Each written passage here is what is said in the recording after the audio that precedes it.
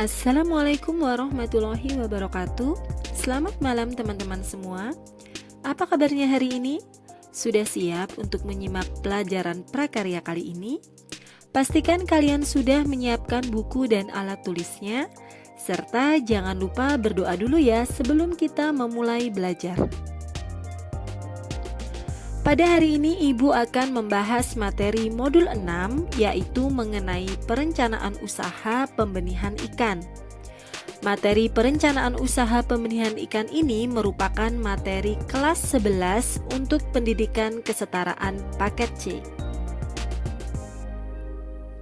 Sebelum Ibu berbicara tentang pembenihan ikan, maka yang perlu kita ketahui bersama adalah jenis ikan apa saja sih yang dapat dibudidayakan.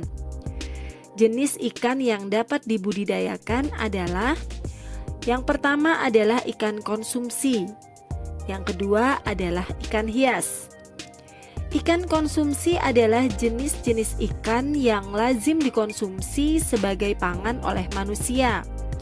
Contohnya antara lain ikan lele, ikan gurami, ikan nila, ikan patin, dan lain-lain.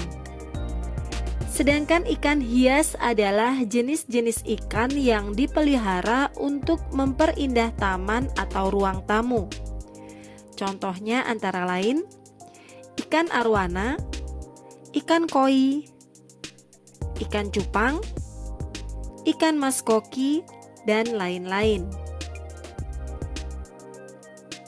Manfaat kita mengkonsumsi dan memelihara ikan bagi kesehatan adalah yang pertama, ikan mengandung lemak tak jenuh sehingga dapat meningkatkan kemampuan otak. Kedua, ikan mengandung omega 3 yang berperan merawat mata atau daya lihat. Manfaat yang ketiga, minyak ikan mengandung EPA atau eicosapentaenoic acid yang mampu melindungi kesehatan kulit. Keempat, ikan mengandung protein tinggi dan kolesterol yang rendah sehingga sangat baik dikonsumsi saat diet. Yang kelima, dengan memelihara ikan akan menimbulkan rasa bahagia. Dan yang keenam, dengan memelihara ikan diletakkan dalam akuarium yang cantik, maka dapat mempercantik interior rumah. Fase pembudidayaan ikan konsumsi maupun ikan hias terdiri dari 3 fase. Yang pertama adalah fase pembenihan atau fase awal, yaitu kegiatan persiapan induk, proses pemijahan atau perkawinan ikan, sampai telurnya menetas menjadi larva. Fase kedua adalah fase pendederan yang meliputi pemeliharaan larva sampai ukuran panjangnya tertentu. Fase terakhir adalah fase pembesaran. Fase pembesaran pada ikan konsumsi artinya adalah pemeliharaan lanjutan dari pendederan sampai ukuran konsumsi yang disesuaikan dengan permintaan pasar atau ukuran siap dipijahkan. Sedangkan fase pembesaran pada ikan hias yaitu pemeliharaan lanjutan dari pendederan sampai munculnya warna yang mencolok dan menarik pada ikan. Berikut ini adalah beberapa hal yang perlu dipersiapkan dalam perencanaan usaha pembenihan ikan. Yang pertama adalah nama perusahaan. Pilihlah nama perusahaan untuk jangka panjang, bukan karena faktor kekinian saja. Yang kedua adalah lokasi. Pilihlah lokasi yang strategis, yang dekat dengan sumber daya, baik itu sumber daya alam maupun sumber daya manusia yang dibutuhkan, dan juga dekat dengan pasar tujuan. Yang ketiga adalah komoditi yang diusahakan. Nah, mengusahakan komoditi ini akan mempertimbangkan 3 hal berikut ini. Yang 4 hal maksud Ibu. Yang pertama adalah permintaan pasar. Kedua, kebutuhan masyarakat yang tersembunyi. Ketiga, persaingan usaha, dan yang terakhir adalah kemampuan untuk bersaing usaha. Yang keempat adalah konsumen yang dituju. Hal ini didasarkan pada bentuk usaha dan jenis usahanya. Yang kelima adalah pasar tujuan. Agar dapat menguasai pasar, maka kualitas dan harga komoditi harus sesuai dengan selera dan kemampuan konsumen atau pasar. Yang keenam adalah partner yang diajak bekerja sama. Apabila ada kelemahan kita, misalnya kurangnya modal usaha atau kita tidak memiliki tempat yang strategis atau lain sebagainya, maka bisa mencari partner yang dapat diajak bekerja sama. Yang ketujuh adalah personil yang dipercaya untuk menjalankan perusahaan. Maka dibutuhkan tenaga yang terampil dan berkualitas. Yang kedelapan adalah jumlah modal yang diharapkan dan tersedia. Modal utama sebenarnya adalah semangat dan kejujuran. Namun jika modal yang dimiliki pengusaha sangat terbatas, maka dapat melakukan kerjasama dengan partner usaha.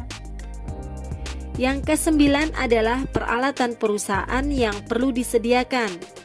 Peralatan yang perlu disediakan adalah disesuaikan dengan kepentingan usaha.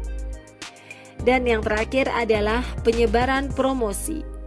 Sebagai suatu usaha yang baru dan belum dikenal oleh masyarakat, maka perlu adanya promosi usaha. Sekarang kita akan membahas mengenai faktor-faktor pendukung yang dibutuhkan dalam mengembangkan usaha pembenihan ikan konsumsi, yang biasa disebut dengan 5M. Apa saja? Yang pertama adalah man atau manusia, yaitu sumber daya manusia yang memiliki pengetahuan dan keterampilan cara pemilihan induk ikan yang siap dipijahkan, kemudian memiliki disiplin yang tinggi dan memiliki sifat pantang menyerah.